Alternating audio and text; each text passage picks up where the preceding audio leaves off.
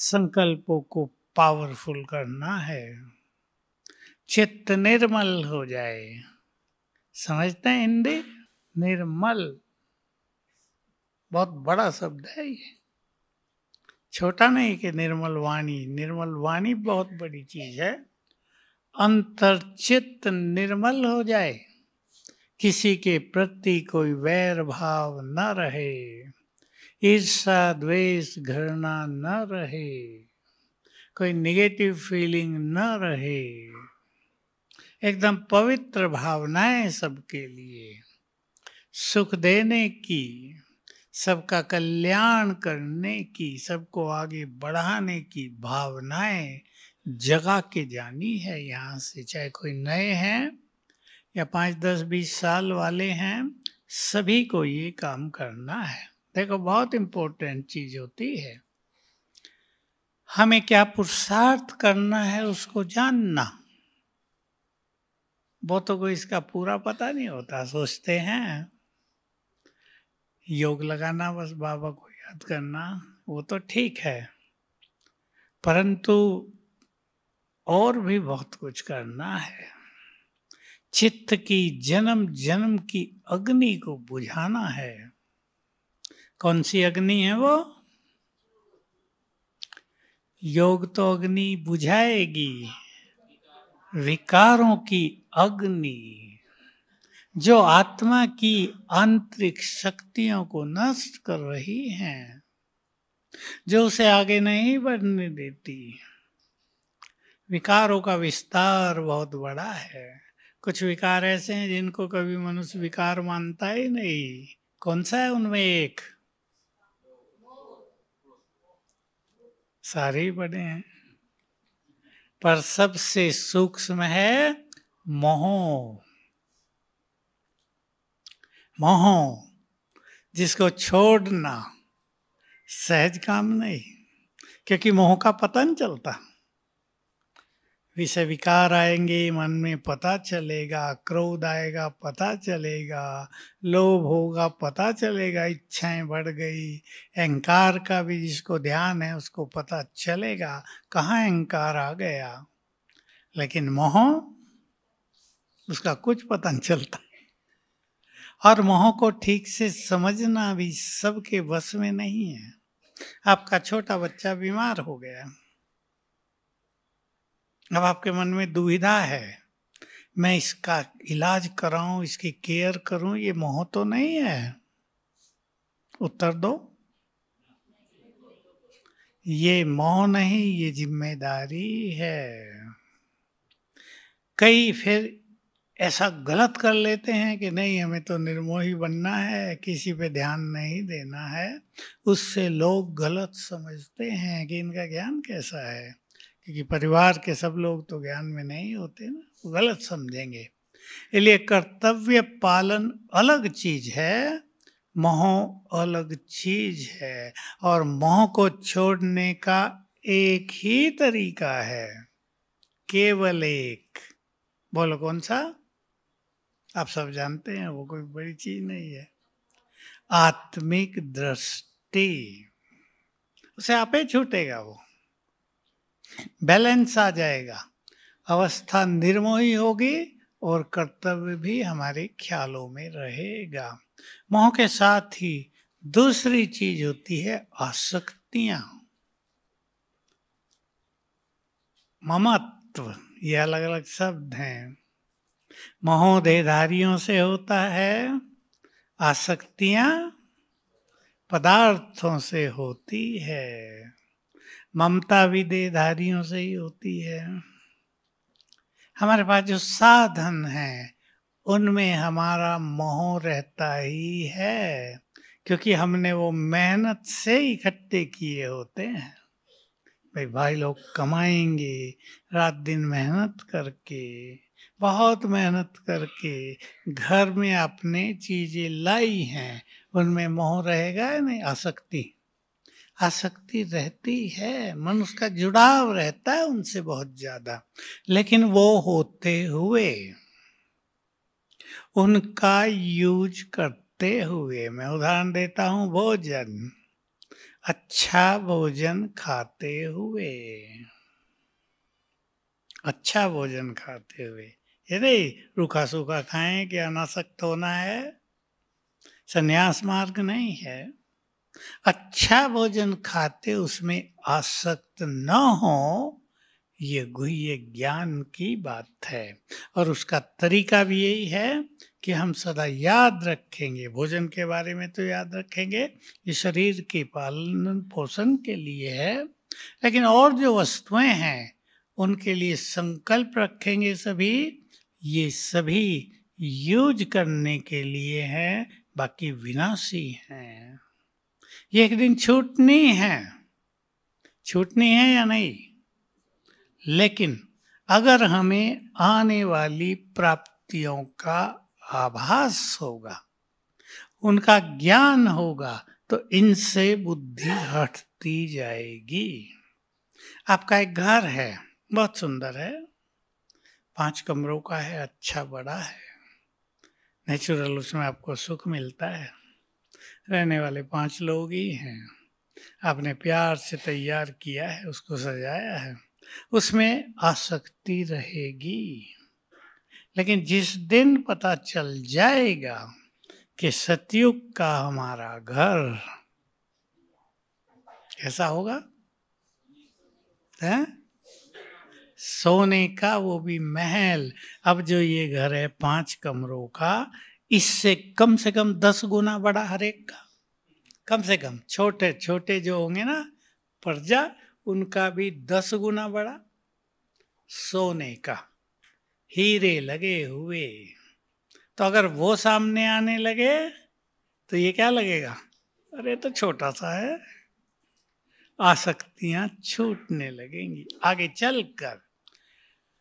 बाबा अपने महान बच्चों को, महान शब्द में यूज किया, जो श्रेष्ठ पुरुषार्थी हैं और होंगे, सतयुग के सीन दिखाता रहेगा। जब ये संसार भयानक आग की भेंट चढ़ता दिखाई देगा, तो वो दुनिया बाबा सबको दिखाता रहेगा। हमें स्मृति रहेगी, नशा रहेगा, ये मिलने वाला है, तो जो जा रहा है उसको जाने दो। आसक्तियां छूट जाएंगी, स्थिति बिगड़ेगी नहीं।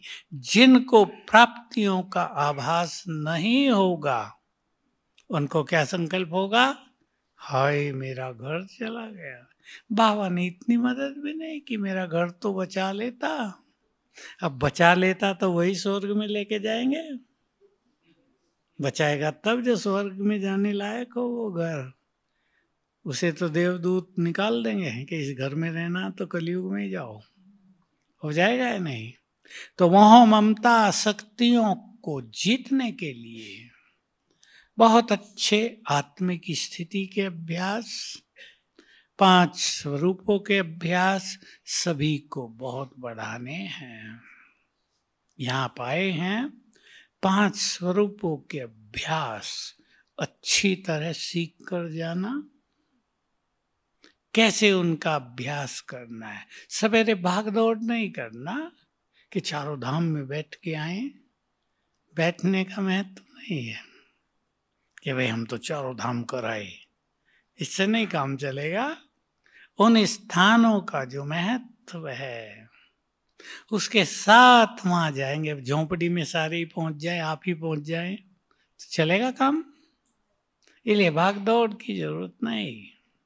दिन में कभी भी एक बार हो आना, वहां जो कुछ बाबा ने कहा है, कहीं के लिए कहा है, कोई बातें मन में हो, रूरियान करनी हो तो यहाँ पहुंच जाओ, शक्तिशाली बनना हो तो यहाँ पहुंच जाओ। ऐसे नहीं वहां पहुंच के आ गए और हम बन गए शक्तिशाली, ऐसा नहीं होगा। वहां जादू नहीं है, हमें शक्तिशाली बनने की यात्रा पर कदम रखना होता है वहां जाने के बाद। तो अच्छा चिंतन करके जो जो बाबा ने महत्व बताया है उसका अनुभव करना है वहां। इसलिए भागदौड़ नहीं करना, 5 स्वरूपों का अभ्यास सवेरे के योग में बहुत अच्छी तरह कर लेना। कौन से हैं 5 स्वरूप? पहला, दूसरा, तीसरा, चौथा, पांचवा। आप तो परफेक्ट हैं इसमें। आपके इधर देवियों की पूजा बहुत है, कितनी सुंदर सुंदर देवियां बनाते हैं। संकल्प करना, मैं ऐसी ही हूं, यही हूं। कभी कभी अपने को मूर्ति की जगह देखना, उस स्वरूप को बुद्धि से विजुअलाइज करना, ये इंग्लिश का शब्द है, देखना। देव स्वरूप, आदि स्वरूप सामने आ जाए। ब्रह्मा बाबा का सुना है ना, कैसे उनको भविष्य का नशा था। बाबा ने एक अव्यक्त मुरली में भी ये ड्रिल सिखाई थी। तुम्हारी दोनों ड्रेस, कौन सी? एक फरिश्ते की ड्रेस, ड्रेस माना शरीर। दूसरा देव स्वरूप की ड्रेस, जैसे सामने खूंटी पे टंगी है और तुमने उतार के एक पहन ली। बहुत अच्छा संकल्प है ये, बहुत अच्छी ड्रिल है। तो ऐसे 5 स्वरूपों को सामने देखते हुए एक एक उसका चिंतन करके मैं ये हूं, बहुत अच्छा अनुभव करना है। तो क्या होगा, इसका फायदा सभी को ख्याल हो। आपने अपने अनादि स्वरूप को देखा, मैं चमकती आत्मा। बिंदी आत्मा नहीं केवल, के लोग कोई समझ में नहीं, बिंदी माना ये नहीं कि लगा दी पेंसिल से। बहुत तेज है मुझ आत्मा में, बहुत लाइट है, बहुत एनर्जी है। मैं यहाँ हूं, एनर्जी फैल रही है। अपने को बहुत तेजस्वी देखें। छोटा सा उदाहरण हमारे कोई व्यक्ति दिया करते हैं, एक कहीं 0 वाट का बल्ब जला हुआ हो। कुछ आत्माएं ऐसी भी हैं, थोड़ी सी लाइट, और बड़ा हेलोजिन जला हो जिसकी रोशनी 1 किलोमीटर तक जा रही हो। अपने को सोच लेना है मैं कैसी आत्मा हूं। तो आत्मिक स्वरूप को देखेंगे, चिंतन करेंगे। इसमें एक और अच्छा अभ्यास, मैं आत्मा परम धाम में हूं। कुछ क्षण के लिए, 1-1 मिनट वहां की डीप साइलेंस में हूं। तो आत्मा के 7 गुण जीवन में आने लगेंगे। कर्मेंद्रियों की आसक्तियां नष्ट होने लगेंगी। जिन पुरुषार्थ के लिए मनुष्य बहुत मेहनत करता है ना, वो सब 5 स्वरूपों के अभ्यास से आप ही हो जाएगा, जीवन में सहज हो जाएगा। कर्मेंद्रिय जीत बनना कई धर्मों में है, लेकिन बहुत कठिन मानते हैं। जीभ पर मुश्किल कंट्रोल, कुछ खाने को देखा तो मुश्किल हो गई। कान सुनने के लिए तैयार, जितना व्यर्थ सुना दो। होता है ना ये। आंखें कुछ भी गंदा ऐसा वैसा देखने में रुचि, इस सब से स्वतः ही मुक्त हो जाएंगे। यदि मैं आत्मा देह से न्यारी हूं, ये बहुत अच्छा अनुभव करेंगे। दूसरा आदि स्वरूप, देव स्वरूप। कुछ क्षणों के लिए रोज कम से कम एक बार अच्छी तरह देवलोक में पहुंच जाओ। पहले जन्म में उसको देखना भी एक बात है, लेकिन जैसे मैं वहां पहुंच गया, पहुंच गई, क्या है मेरा स्वरूप, कैसा है वो संसार, प्रकृति कैसी है वहां।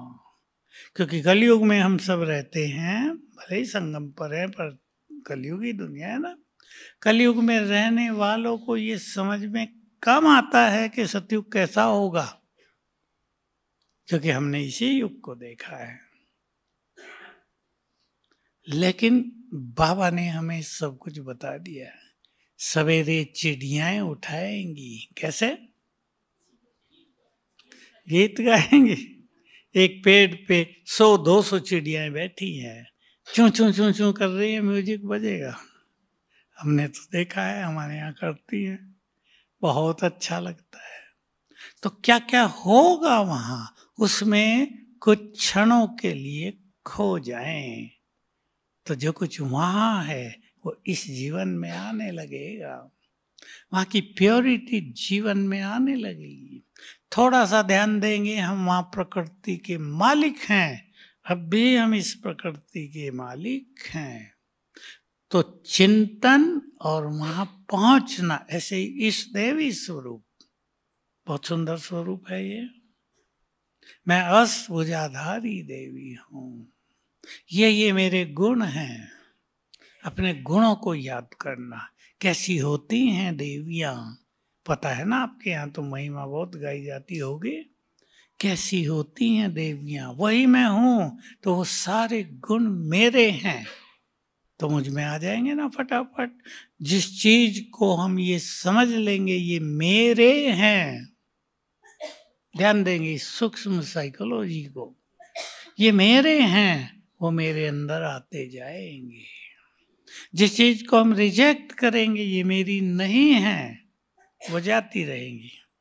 बाबा ने एक बार बहुत अच्छा हंसी में समझाया था कि ये सब प्रॉपर्टी दुनियावी, विकार प्रॉपर्टी, ये सद्वेष प्रॉपर्टी रावण की है।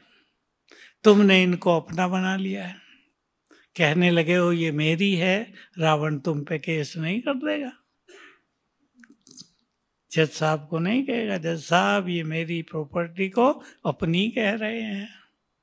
तो सिंपल सिद्धांत, ये मेरी नहीं है, तो जाती रहेंगी। ये सुंदर मनोवैज्ञानिक एक ट्रीटमेंट है अपने को। जिस चीज को अपना कहेंगे वो अपना हो जाएगा, जिसको रिजेक्ट करेंगे वो जाएगा।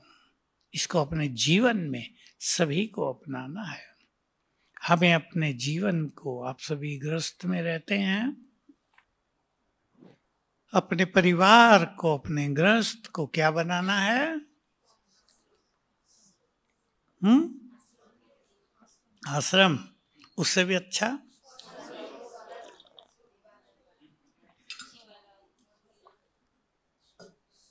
उससे भी अच्छा शब्द कोई भाइयों के पास है?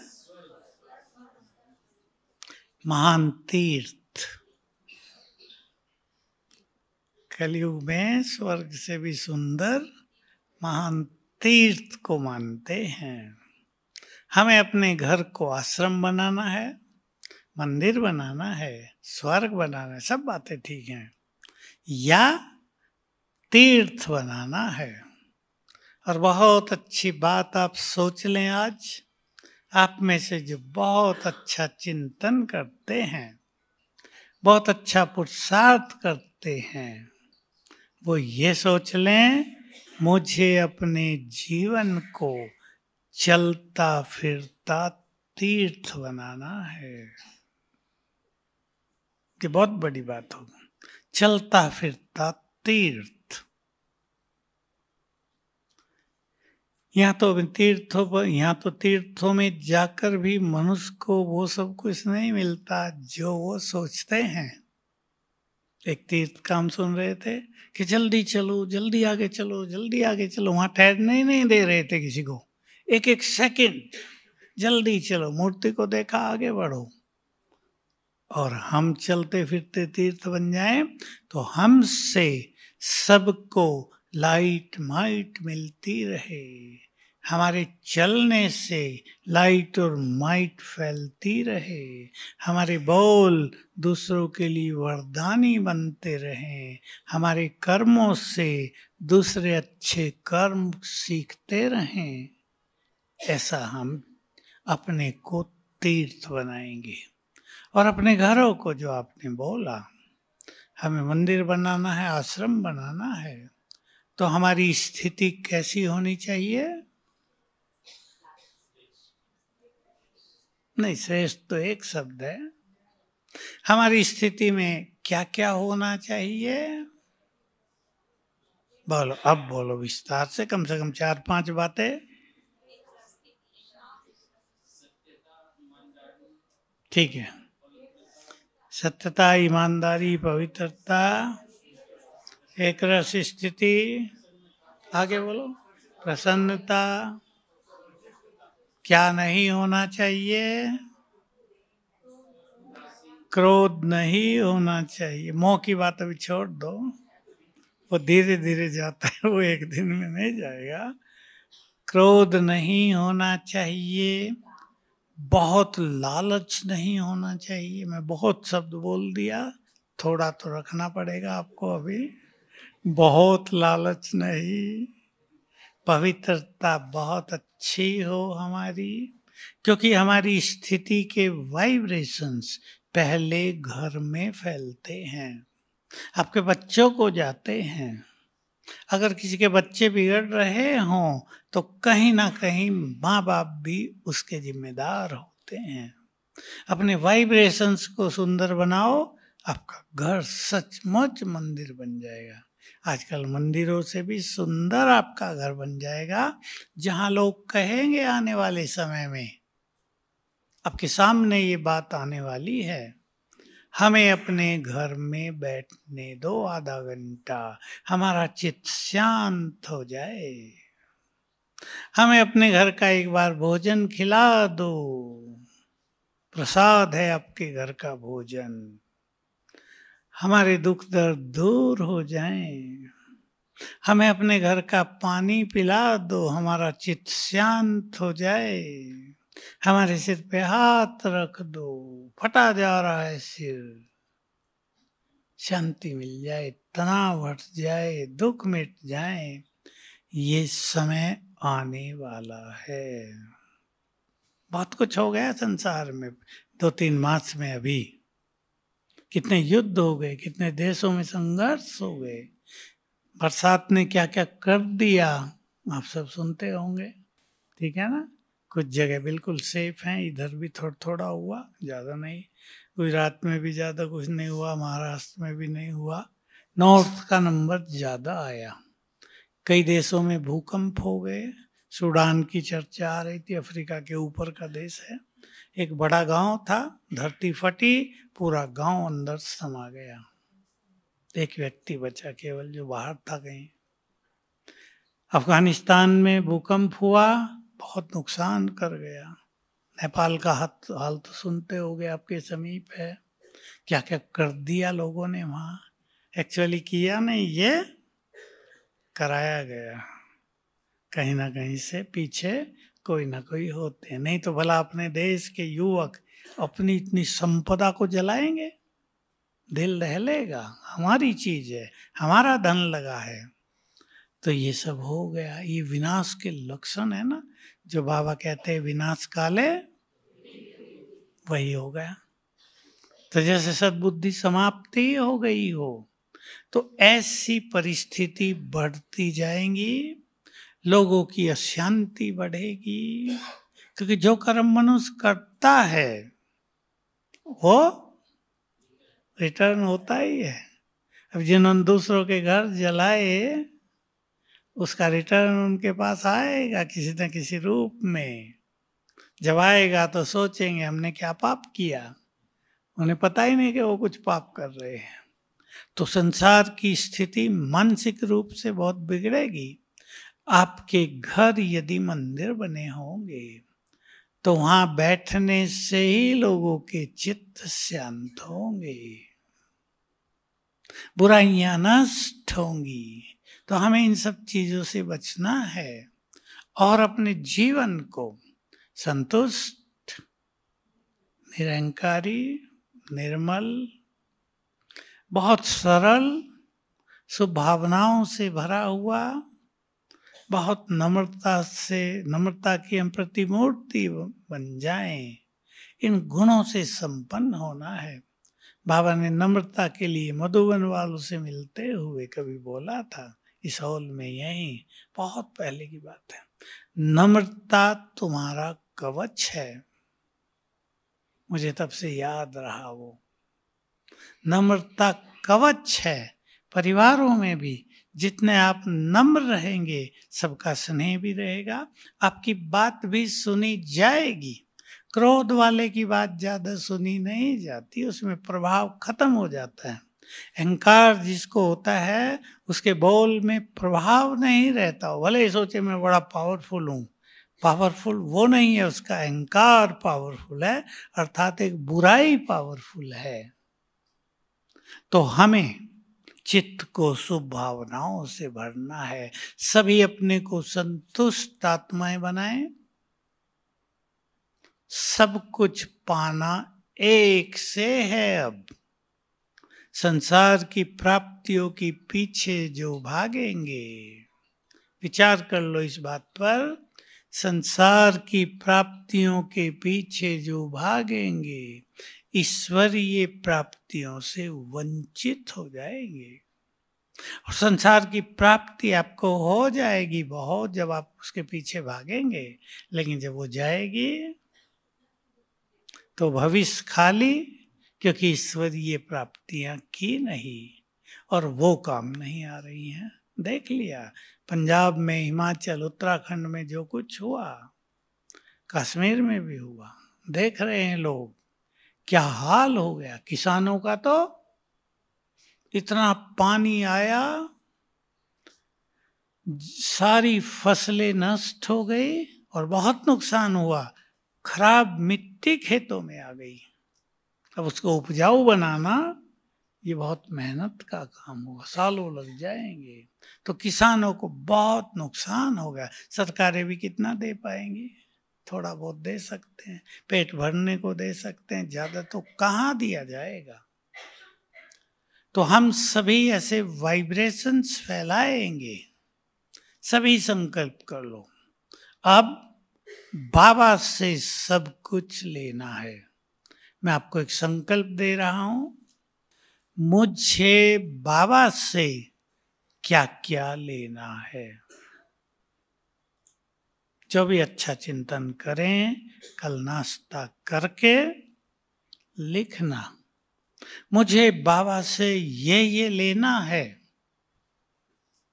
पता होना चाहिए क्या क्या मिल रहा है, कईयों को पता नहीं है। चिंतन करेंगे तो बहुत सुंदर अनुभव होंगे, पता चलेगा बाबा से क्या क्या लिया जा सकता है और जो लिया जा सकता है उसका क्या महत्व है। क्योंकि जो कुछ हम बाबा से लेंगे वो कितने जन्म चलेगा? नहीं, पूरे 5000 साल। वो अगले 5000 साल तक चलेगा।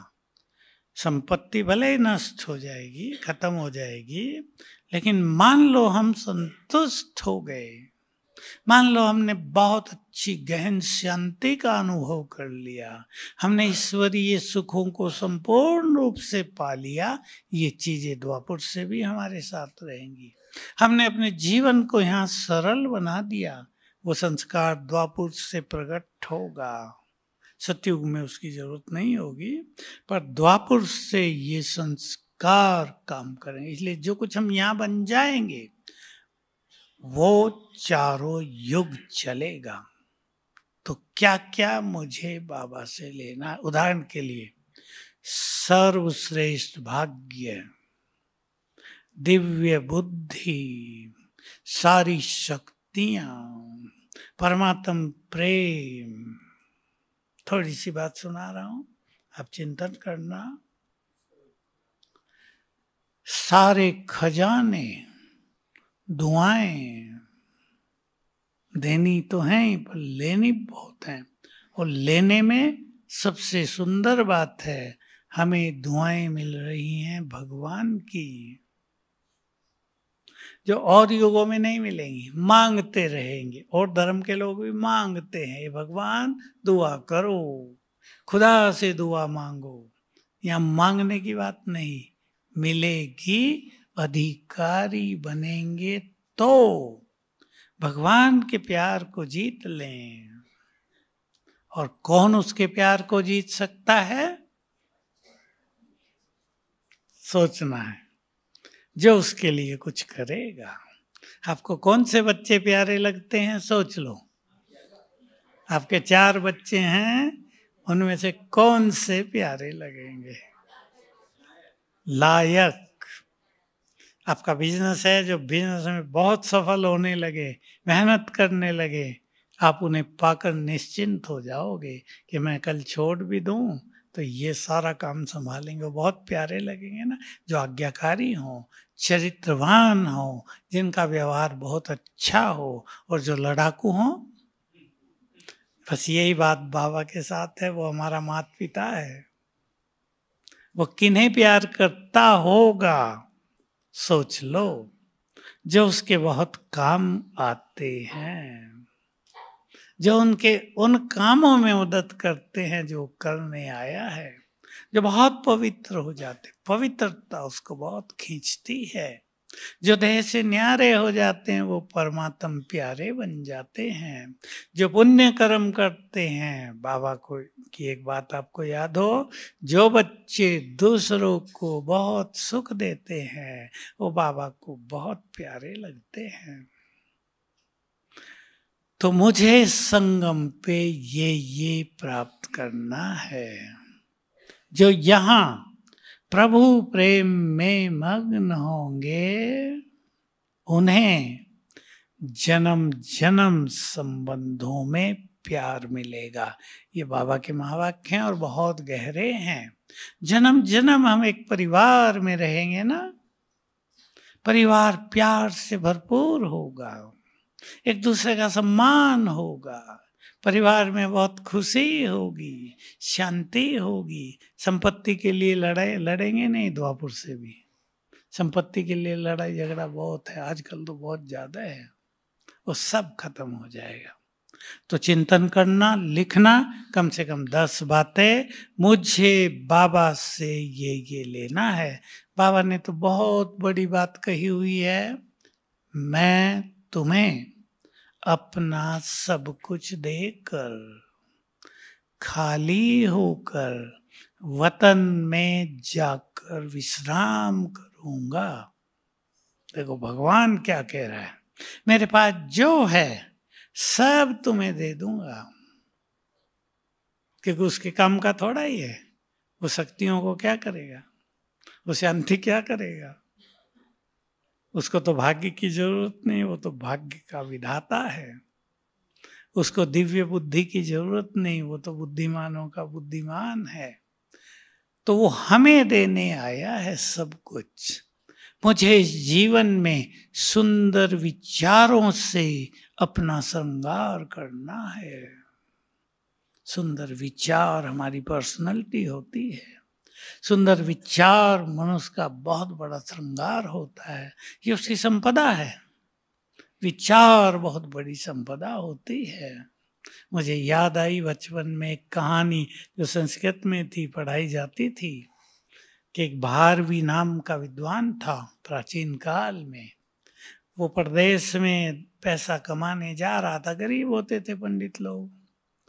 तो पत्नी को एक महावाक्य लिख कर दे गया और कहा, जब तुम्हें जरूरत पड़े 1000 स्वर्ण मुद्राओं में इसे बेच देना। कागज पे लिखा हुआ वाक्य, 1000 स्वर्ण मुद्राओं में। वो कहने लगी कौन खरीदेगा इसे। वहां बाजार लगता था, वीकली लगते हैं ना टाउन्स में। नियम था वहां के राजा का कि जो माल बचेगा उसको वो खरीदेगा सब। तो ये लेडी वो कागज लेके बैठी है, सब उसको हंसते मजाक करते निकल जाते हैं। 1000 स्वर्ण मुद्रा है इस कागज के टुकड़े की। राजा ने मंत्रियों को कहा, भाई जो बचा हो ले आओ। मंत्री ने राजा को कहा कि एक लेडी है, एक पेपर लेके बैठी है, उस पर कुछ लिखा है, वो 1000 स्वर्ण मुद्राएं उसकी कीमत बता रही है। उसने कहा लेके दिखाओ मुझे। देखा तो एक वाक्य लिखा था कि कोई भी काम जल्दीबाजी से नहीं करना चाहिए, जल्दीबाजी से किए गए काम के पीछे हमेशा पछताना पड़ता है। उसने कहा भाई गरीब है ले लो, और उसने वो वाक्य लिखवा के कई जगह अपने महल में लगा दिया। उसका भाई उससे ईर्ष्या करता था और उसको मरवाना चाहता था, तो उसने वैद्य को लालच दिया, जहर मिला देना, फिर राज से बहुत कुछ तुम्हें मिल जाएगा। वैद दवाई बना ही रहा था, उसकी नजर उस स्लोगन पर पड़ी। उन्हें सोचना शुरू किया, मैं उसके कहने से राजा को जहर तो पिला दूं, लेकिन मेरे परिवार सहित सबको फांसी लगेगी और खेल बिगड़ जाएगा सारा। मैं ये काम नहीं करूंगा। उसके हाथ से वो कप गिर गया। राजा ने पूछा, क्या हुआ भाई? कि राजन, ये आपके यहाँ जो लिखा हुआ इसने मुझे सद्विवेक दे दिया। मैं तो आपको जहर देने जा रहा था दवाई के साथ। कहा, किसने कहा था? आपके छोटे भाई ने। फिर उसने दूसरी चाल चली, जो नाई रोज बाल काटने आता था उसको कहा, उस तरह यहाँ मार देना, नशे होती है ना। उसने भी पढ़ा, उसके हाथ से उस तरह गिर गया। क्या हुआ? कि राजन, ये आपके यहाँ लिखा हुआ ये बात हुई। राजन ने कहा, भाई ये तो 1000 स्वर्ण मुद्राओं से ज्यादा का है। अब पता करो ये कौन थी वो औरत।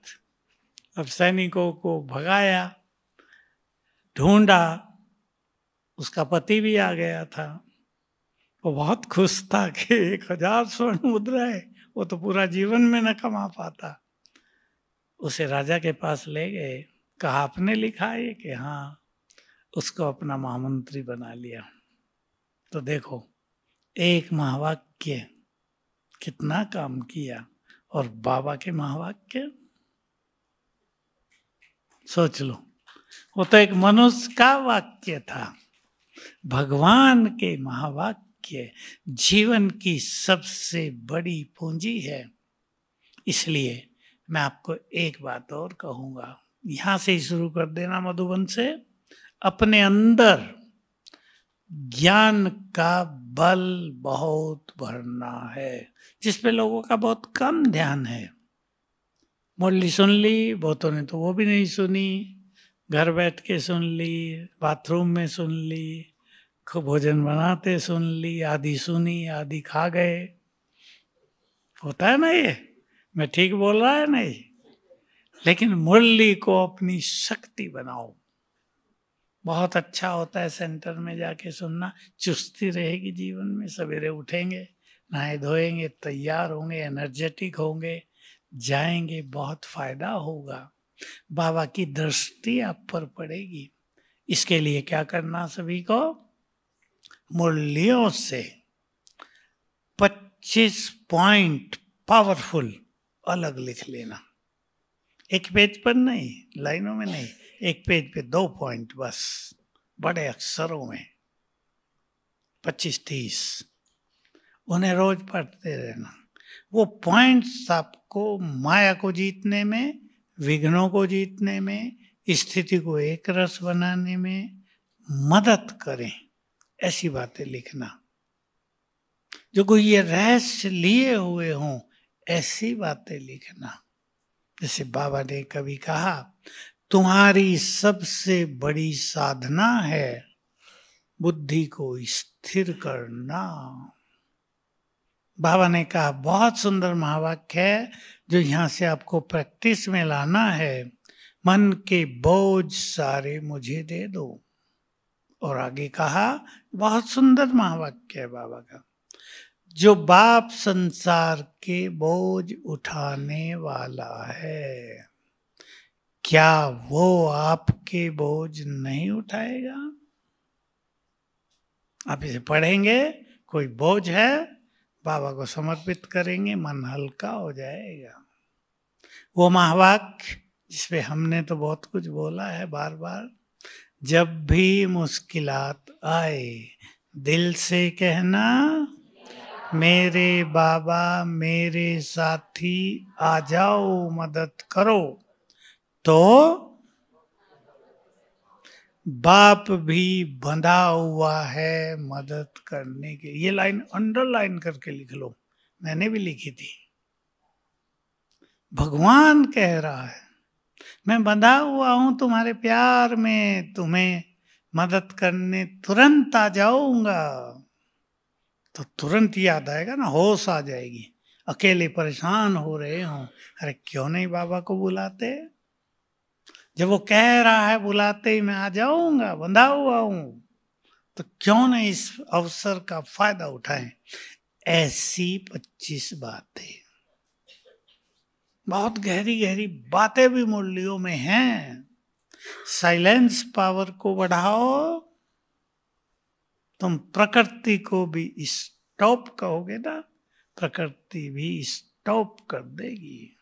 मान लो प्रकृति तूफान करती आ रही है, सब कुछ नष्ट करती आ रही है, और तुम्हारे पास साइलेंस पावर माना योग की शक्ति है। तुम कहोगे प्रकृति शांत हो जाओ, मैं स्वराज्य अधिकारी हूं, प्रकृति का मालिक हूं। कहीं कहीं ये भी मौका नहीं मिलेगा सोचने का, शांत, प्रकृति रुक जाएगी कुछ समय के लिए। तो बहुत अच्छे पॉइंट्स लिखने हैं, सबको पसंद है, सब ये होमवर्क करेंगे। जरूरी नहीं आज लिख लो कल लिख लो, भले आप 1 मास में लिखो। अच्छी अच्छी मुरलियों से अच्छी अच्छी बातें नोट करो। अव्यक्त मुरली आती है संडे को, उसमें कई बातें आती हैं। मुरली पढ़ो, किताबें छपी हुई हैं, उसमें से कुछ काम की बातें ले लो। बस काम की है जो आपको हल्का कर दे, जो आपको बाबा की ओर ले जाए, जो किसी समस्या का समाधान दिखा दे। ऐसी सुंदर बातें जो स्थिति को उड़ा ले चले ऊपर एकदम, ऐसी बातें लिखनी है। इसको कहते हैं ज्ञान का बल। ठीक है। ओम शांति।